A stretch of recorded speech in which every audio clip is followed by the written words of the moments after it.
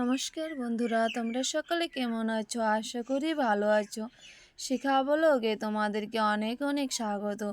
বন্ধুরা, আমি ভিডিওটি ব্লগটা নতুনই শুরু করেছি, সেই জন্য ভিডিওগুলোতে আমার অল্প না অনেকই ভুল হতে পারে। যদি কোনো ভুল হয় তাহলে তোমরা ক্ষমা করে দিও আমায়, কারণ আমি তো ভালো করে তো ভিডিও করতে পারি না। কিন্তু তবুও অনেক ইচ্ছা যে ইউটিউবে ব্লগ বানাবো, সেই জন্য বানাই। আমি তো নিজে কিছুই জানি না, আর একজনের থেকে অল্প শিখে এসেছিলাম, তবু ভালো করে শিখি নাই। যতটুকু শিখেছি সেইভাবে করছি ভিডিওটা। বন্ধুরা, তোমরা যে যেখান থেকে দেখো ভিডিওটা আমার অল্প দেখবে, আর লাইক কমেন্ট করে সাবস্ক্রাইব করে আমার পাশে থাকবে। বন্ধুরা, এই যে দেখো আমার ছেলে তো দেখলাই কলা গাছগুলো, দীপাবলি গিয়েছিল, কলা গাছগুলো সরিয়ে ছিল সে।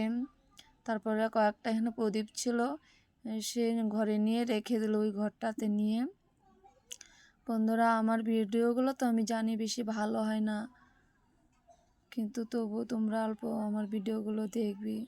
যদি ভালো লাগে তাহলে লাইক কমেন্ট করে সাবস্ক্রাইব করে আমার পাশে থাকবে। তোমরা যে যেখান থেকেই দেখো আমাকে কমেন্টে অল্প লিখবা যে কোথায় থেকে দেখছো।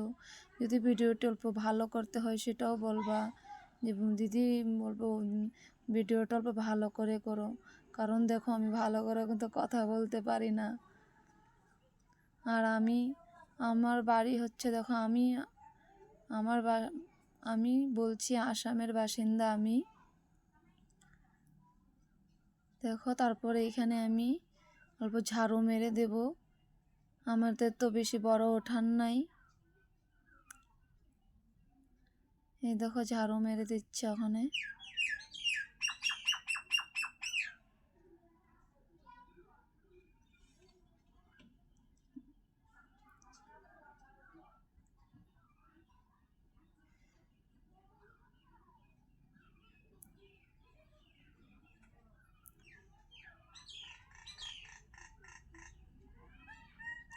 বন্ধুরা, আমি কিন্তু ভালো করে কথা বলতে পারি না এতটা, কিন্তু তবু আমার ইচ্ছা যে ইউটিউবে ব্লগ করব, ভিডিও বানাবো, কিন্তু কি করে করব তো জানি না। ভালো করে তো কথাই বলতে পারি না, একটা কথা কতবার বললাম। তোমরা আমাকে দেখে কেউ হেসো না। আমি জানি আমার ভিডিওগুলো বেশি ভালো হয় না।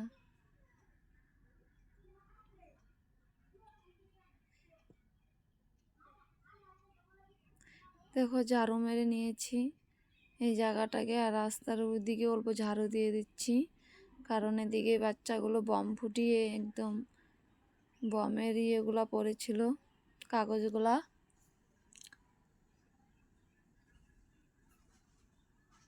দেখো আমার ভিডিওগুলো যে কেউ তো দেখেও না, আর যদিও একজন দেখে সে লাইকও করে না, কারণ আমি একটু কথা ভালো করে বলতে পারি না, সেই কারণে আমার ভিডিওগুলো কেউ দেখেও না।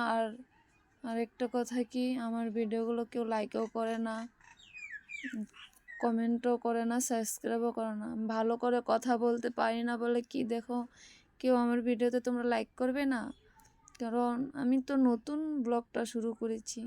করতে করতে তো ভিডিও করতে করতে তো আমি শিখে যাব। দেখো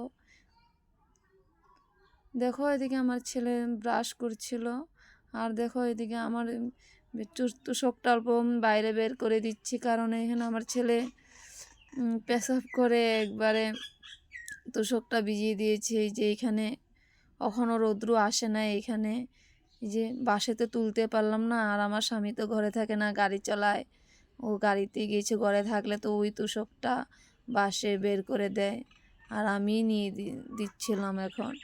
এই দেখো বিছনাটা একদম কাপড়ে ভর্তি, এই কাপড়গুলো ওখানে ভাঁজ করে নিচ্ছি।